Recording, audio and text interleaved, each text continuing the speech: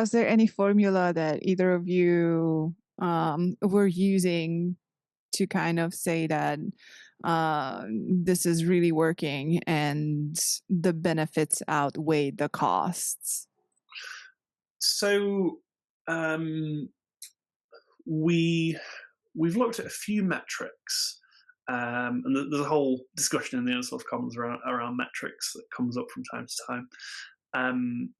We At the same time as this, we were doing a lot of DevOps and continuous delivery, trying to roll that out. So we looked at the DORA metrics, if you're familiar with those, but that's metrics around some industry research that's been done, and there's these 4 key metrics that that correlate with high performing teams. And I won't remember all 4 of them off the top of my head, but 2 that we were looking at was release frequency and lead time of releases. So we observed that both of those numbers continued to improve as we rolled out InnerSource. So at the very least, we could say that it didn't have a detrimental effect, but because we were improving our practices in CD and DevOps as well, it was kind of like, well, we couldn't say definitively.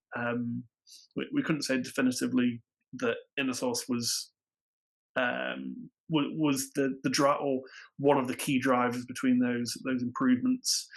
But what we could see is that there were stories and anecdotes we could tell.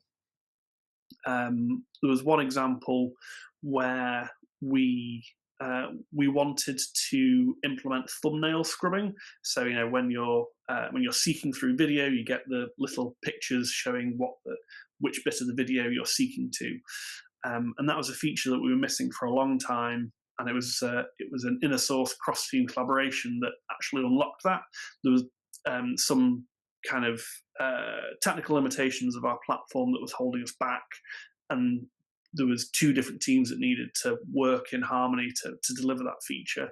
And through InnerSource practices, we delivered that. So a mixture of quantitative and qualitative, really trying to find those stories, tell those stories, and showing where it produced business value.